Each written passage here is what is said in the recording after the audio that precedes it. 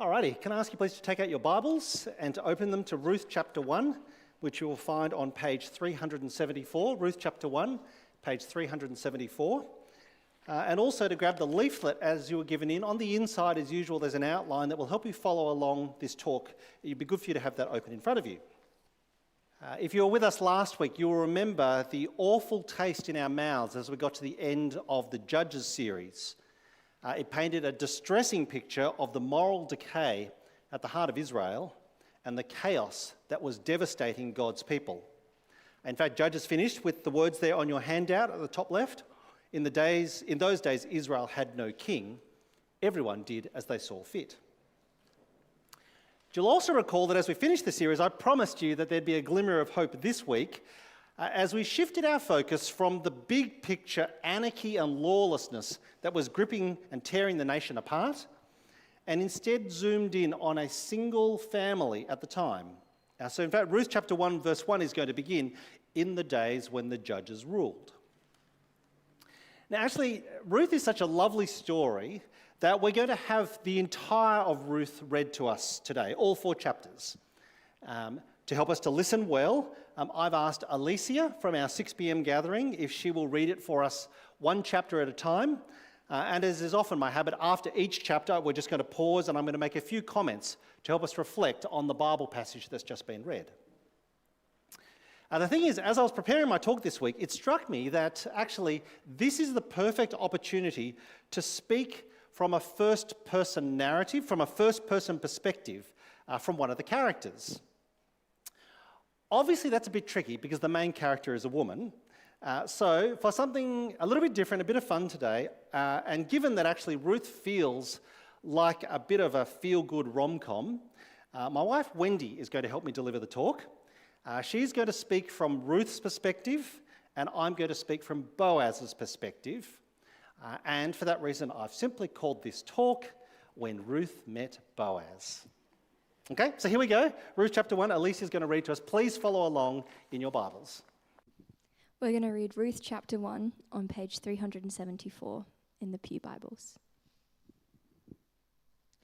In the days when the judges ruled, there was a famine in the land. So a man from Bethlehem in Judah, together with his wife and 2 sons, went to live for a while in the country of Moab. The man's name was Elimelech, his wife's name was Naomi, and the names of his 2 sons were Mahlon and Chilion. They were Ephrathites from Bethlehem, Judah, and they went to Moab and lived there. Now Elimelech, Naomi's husband, died, and she was left with her 2 sons. They married Moabite women, one named Orpah and the other Ruth. After they had lived there about 10 years, both Mahlon and Chilion also died, and Naomi was left without her 2 sons and her husband. When Naomi heard in Moab that the Lord had come to the aid of his people by providing food for them, she and her daughters-in-law prepared to return home from there. With her 2 daughters-in-law, she left the place where she had been living and set out on the road that would take them back to the land of Judah. Then Naomi said to her 2 daughters-in-law, "Go back, each of you, to your mother's home. May the Lord show you kindness, as you have shown kindness to your dead husbands and to me. May the Lord grant that each of you will find rest in the home of another husband." Then she kissed them goodbye, and they wept aloud and said to her, "We will go back with you to your people." But Naomi said, "Return home, my daughters. Why would you come with me? Am I going to have any more sons who could become your husbands? Return home, my daughters. I am too old to have another husband. Even if I thought there was still hope for me, even if I had a husband tonight and then gave birth to sons, would you wait until they grew up? Would you remain unmarried for them? No, my daughters, it is more bitter for me than for you, because the Lord's hand has turned against me." At this, they wept aloud again. Then Orpah kissed her mother-in-law goodbye, but Ruth clung to her. "Look," said Naomi, "your sister-in-law is going back to her people and her gods. Go back with her." But Ruth replied, "Don't urge me to leave you or to turn back from you. Where you go, I will go, and where you stay, I will stay. Your people will be my people, and your God my God. Where you die, I will die, and there I will be buried. May the Lord deal with me, be it ever so severely, if even death separates you and me." When Naomi realized that Ruth was determined to go with her, she stopped urging her. So the two women went on until they came to Bethlehem. When they had arrived in Bethlehem, the whole town was stirred because of them, and the women exclaimed, "Can this be Naomi?" "Don't call me Naomi," she told them. "Call me Mara, because the Almighty has made my life very bitter. I went away full, but the Lord has brought me back empty. Why call me Naomi? The Lord has afflicted me. The Almighty has brought misfortune upon me." So Naomi returned from Moab, accompanied by Ruth the Moabite, her daughter-in-law, arriving in Bethlehem as the barley harvest was beginning. Good morning to you all. My name is Ruth, and I'm here to tell you my story. It's the story of how I came to belong to Israel, accepted as one of God's chosen people, part of his amazing plans for humanity. My story begins with my in-laws, Naomi and Elimelech. For the record, they're the best. They're Jews, and a few years ago they emigrated from Bethlehem to Moab, which is where I am from. They had a few reasons. One was the terrible famine in the land at the time. But the main reason was that life had gotten so bad in Israel. You might have heard about the spiritual and moral decay that had completely corrupted Jewish society. It was a lawless anarchy with no king in the land and everyone doing as they saw fit.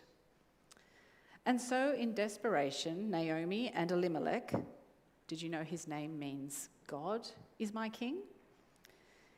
They emigrated from Israel in search of a better life. And in so doing, they left behind the very land that God had promised to their ancestors, to Abraham, to Isaac, and to Jacob, which tells you just how hopeless they felt, as if God had given up on his people. When they left, they brought 2 sons with them, 2 strapping young men, one named Mahlon and the other named Kilian. Now, sadly, Elimelech died. But eventually I married Mahlon, and another girl from my town, Orpah, she married Kilian. And everything went very well for about 10 years, until both Mahlon and Kilian died, which meant that Naomi, my mother-in-law, had now lost both her husband and both her sons, leaving her stranded in Moab with no biological family of her own, just 2 foreign daughters-in-law under her roof. So when she heard that the famine in Israel had finally ended, she decided to return home, which made perfect sense to everyone. And really that would have been the end of the matter, except that to this day, and I don't really know why, but I decided to go with her. And that made no sense to anyone. I'd never see my family again. I'd be a foreign woman in Israel, a widow, no less, with no prospects for remarriage or employment. And yet, as I said, I felt compelled to stick with my mother-in-law and take my chances back in Israel. Maybe a part of me had been won over by this little Jewish immigrant family who had so warmly welcomed me in to their family. I remembered the stories they'd told around the dinner table over the years, the bigger and better story of God's promises to Abraham, the rescue of his people from slavery in Egypt under Moses, and the taking of the land under Joshua. And I had this sense that despite the hardship and the suffering, they still believed Yahweh cared for his people and that he would never abandon them. And so I pledged to Naomi, "Where you go, I will go, and where you stay, I will stay.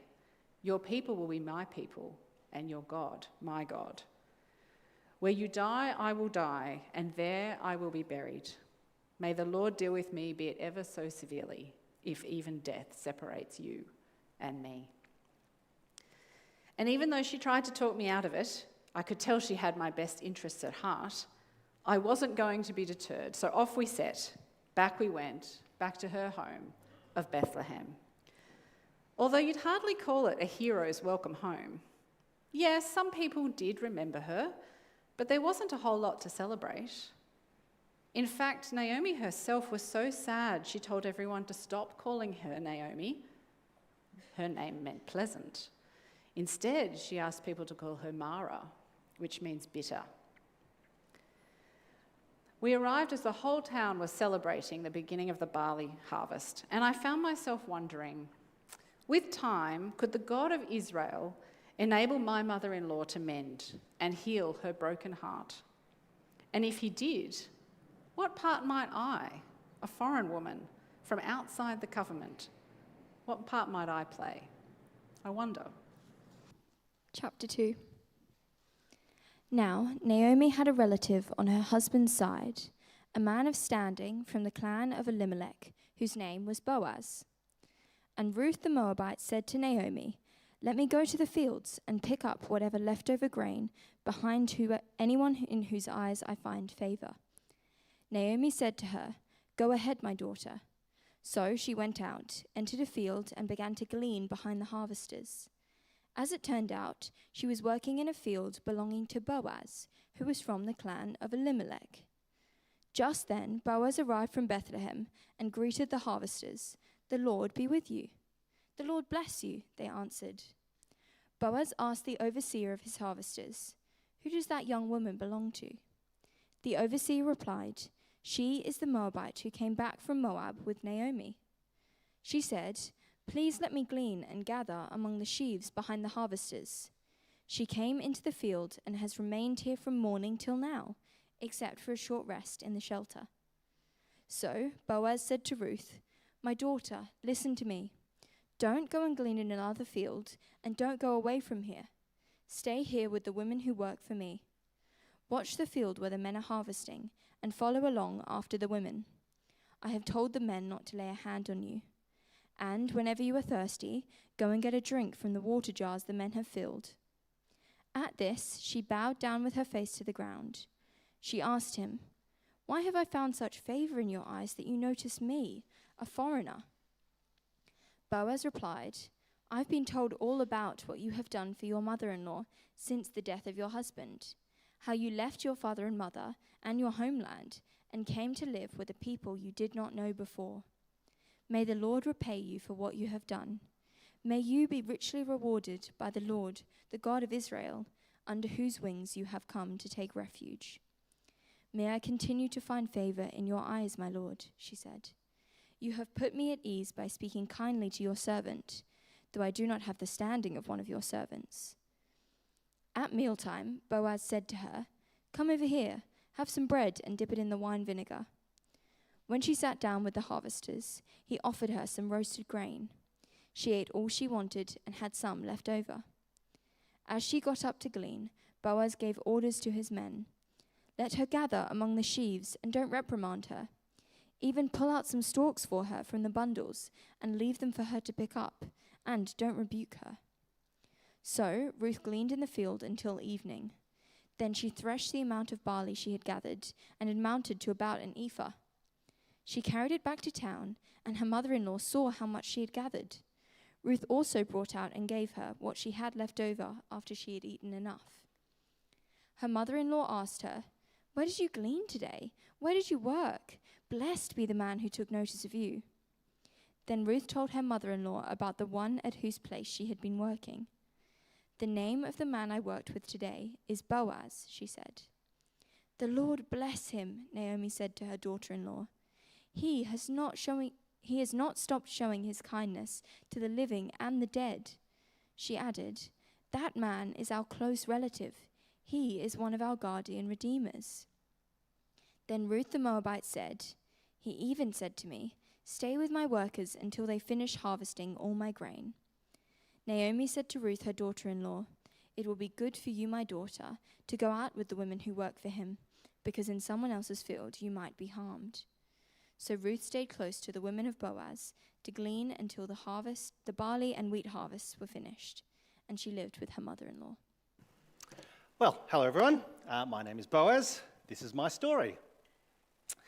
Now, let me start by saying that in all honesty, life hasn't quite turned out the way I expected it would. It's true, I've been pretty successful. I've made plenty of money. Everything I have comes from the hand of our generous God. But I'm still alone, without a family, and no one to share his provisions with. Now, please don't mishear me. I'm not complaining. I have been so incredibly blessed. And I know that marriage is not everything, and it's not for everyone, and that marriage certainly won't complete me. Only the Lord can do that. But sometimes I do find myself wondering why, amidst all the good things God has given me, why he's not given me a wife. The thing is, even as I say it out loud, I am so thankful that I've made peace with my disappointment, that I think I've learnt the secret of contentment in any and every situation through him who gives me strength. Anyway, sorry about all my rambling. This wasn't meant to be a story about my love life or lack thereof. This is actually the story of what happened the other day when I went out to my fields to see how the harvest was going. And I spotted, off in the distance, a young woman gleaning amongst the scraps. Now, actually, this is not a particularly uncommon sight in Israel. We Jews always left the gleanings behind because, in that bigger and better story we belong to, our ancestors were slaves in Egypt before God rescued them through Moses and brought us into this land flowing with milk and honey, which meant that as a people, we knew what poverty was like. And so we always looked out for those who had less than ourselves. In fact, Leviticus 23 commands us, when you reap the harvest of your land, do not reap to the very edges of your field or gather the gleanings of your harvest. Instead, leave them for the poor and for the foreigner residing amongst you. I am the Lord your God. So when I asked who she was, my men said she was the Moabitess who lived with Naomi. And of course, at that point, well, I knew exactly who they were talking about because everyone knew about Ruth. See, Ruth was the foreign woman, born outside of God's people in a faraway Gentile land, who'd shown unheard of loyalty in following her mother-in-law back to Israel and leaving her own family behind. Of course, no one really knows why. Naturally, there was all the usual gossip and speculation and innuendo that you get in a little country town like ours. But Naomi and Ruth kept to themselves, and they refused to be drawn in, which made them into a little bit of an enigma. What I did know was how poor they were, and I knew that in a man's world they had no chance of improving their prospects. Now, actually, it turns out that they are distant relatives of mine. Elimelech and I are from the same clan. So what I did was that I quietly told my men to ensure that they left plenty behind for Ruth to gather and to not embarrass her when she did. In fact, I encouraged her to keep coming back to my field because, sadly, and I hate to say this, women are not always treated well, even in Israel. There is no king, and everyone does as they see fit. In fact, you might have heard of that horrific story about the 400 virgins of Jabesh Gilead and the 200 young women of Shiloh who were all forced into marriages without their consent. So I told Ruth, well, this was the least that I could do on behalf of our people and in the name of our God to honour this intriguing woman who had thrown her lot in with his people Israel. May the Lord repay you for what you have done. May you be richly rewarded by the Lord, the God of Israel, under whose wings you have come to take refuge. So off she went, carrying enough food to last her and Naomi for a while. In case you don't know how much an ephah is, it's 13 kilos. 13 kilos of threshed barley. I don't know if I'll ever see her again. There's no particular reason to expect that I would. But even if I don't, Ruth is a reminder that ours is a God of second chances, of fresh starts, and of new beginnings. Chapter 3. One day, Ruth's mother-in-law Naomi said to her, "My daughter, I must find a home for you where you will be well provided for. Now Boaz, with whose women you have worked, is a relative of ours. Tonight he will be winnowing barley on the threshing floor. Wash, put on perfume, and get dressed in your best clothes. Then go down to the threshing floor, but don't let him know you are there until he has finished eating and drinking. When he lies down, note the place where he is lying. Then go and uncover his feet and lie down. He will tell you what to do." "I will do whatever you say," Ruth answered. So she went down to the threshing floor and did everything her mother-in-law told her to do. When Boaz had finished eating and drinking and was in good spirits, he went over to lie down at the far end of the grain pile. Ruth approached quietly, uncovered his feet, and lay down. In the middle of the night, something startled the man. He turned, and there was a woman lying at his feet. "Who are you?" he asked. "I am your servant Ruth," she said. "Spread the corner of your garment over me, since you are a guardian redeemer of our family." "The Lord bless you, my daughter," he replied. "This kindness is greater than that which you showed earlier. You have not run after the younger men, whether rich or poor. And now, my daughter, don't be afraid. I will do for you all you ask. All the people of my town know that you are a woman of noble character. Although it is true that I am a guardian redeemer of our family, there is another who is more closely related than I. Stay here for the night, and in the morning, if he wants to do his duty as your guardian redeemer, good, let him redeem you. But if he is not willing, as surely as the Lord lives, I will do it. Lie here until morning." So she lay at his feet until morning, but got up before anyone could be recognized. And he said, "No one must know that a woman came to the threshing floor." He also said, "Bring me the shawl you are wearing and hold it out." When she did so, he poured into it 6 measures of barley and placed the bundle on her. Then he went back to town. When Ruth came to her mother-in-law, Naomi asked, "How did it go, my daughter?" Then she told her everything Boaz had done for her and added, "He gave me these 6 measures of barley, saying, 'Don't go back to your mother-in-law empty-handed.'" Then Naomi said, "Wait, my daughter, until you find out what happens, for the man will not rest until the matter is settled today." Hi there, it's me again, Ruth. Last time I spoke to you, Naomi and I had just returned from Moab. We were uncertain of what God might have in store for us. Well, something amazing has happened. A distant relative of Naomi's, Boaz, let me glean in his fields, and as a result, we've managed to eke out a living. Yes, there is still chaos in the time of the judges, but Boaz has shown that some of God's people are still faithful to the covenant. They love the Lord their God with all their heart and their soul and their mind and their strength.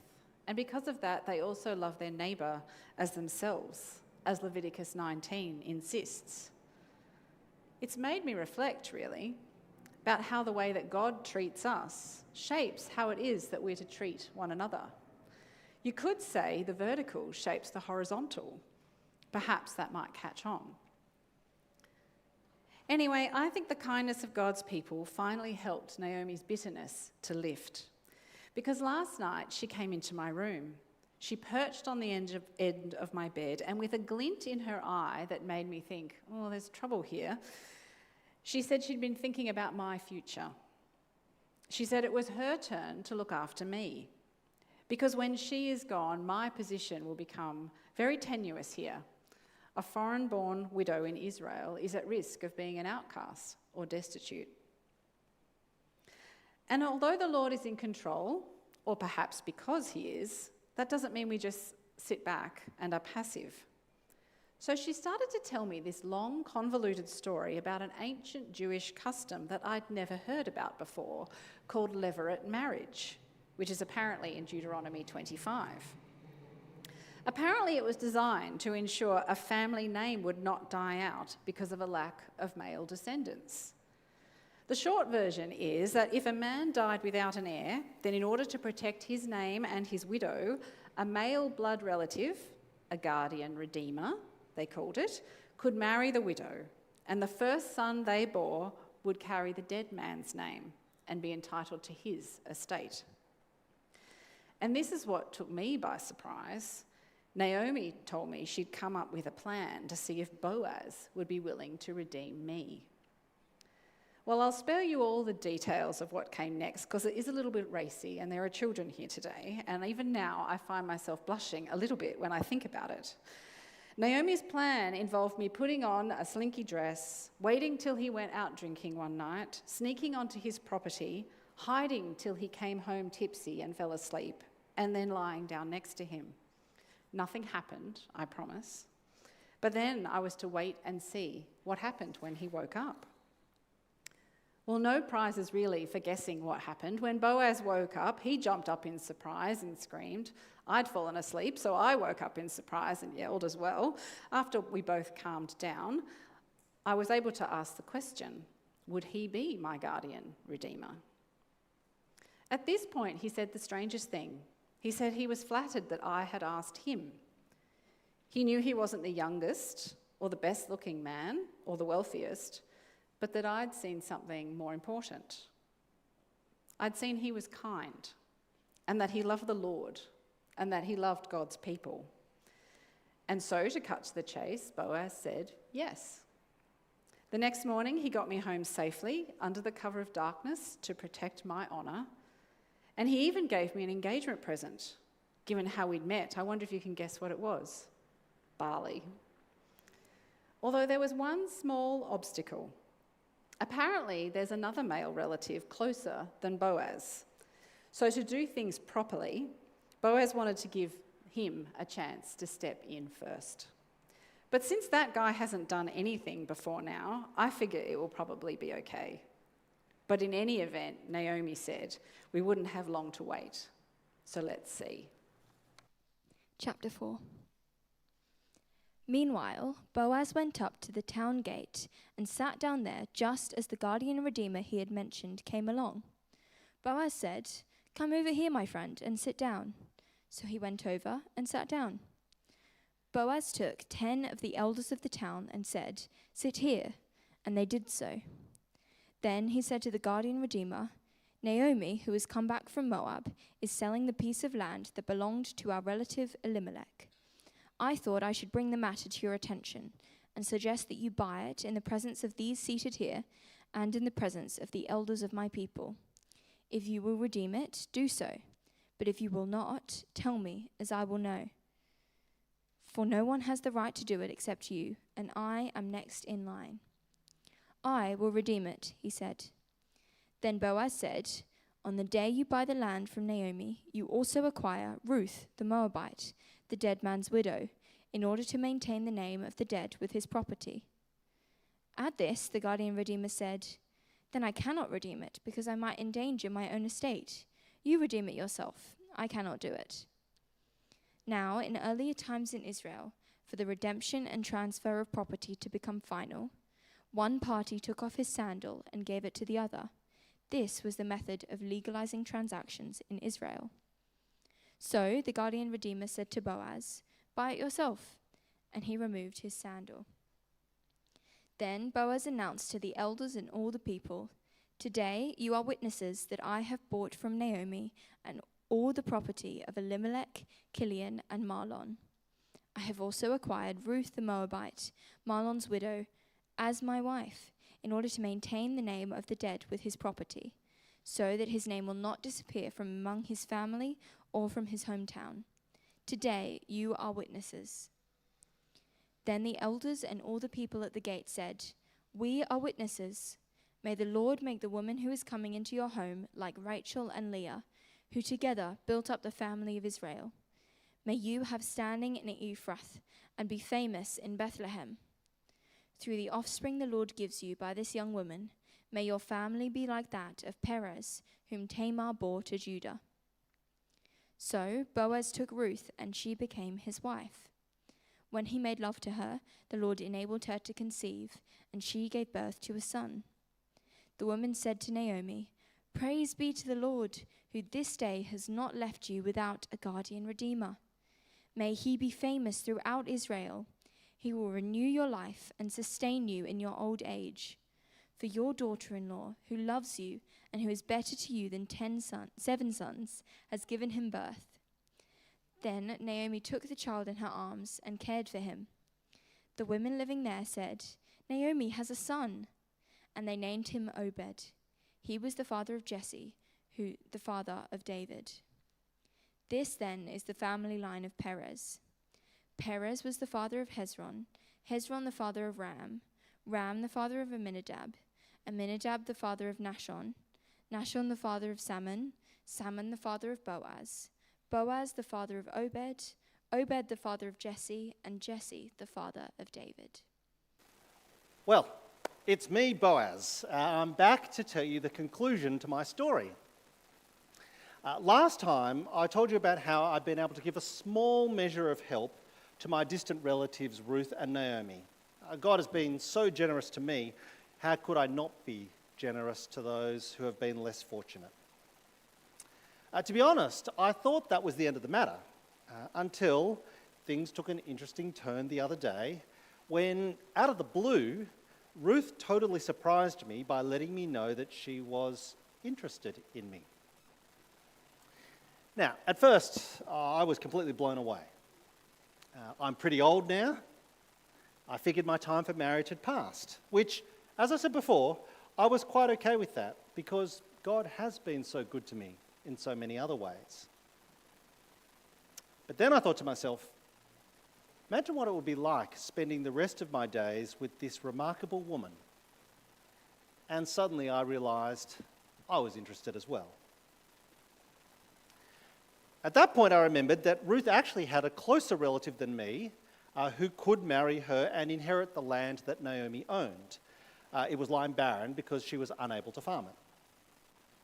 Thankfully, and just to cut a long story short, because, quite frankly, I know you don't care about that other guy anymore.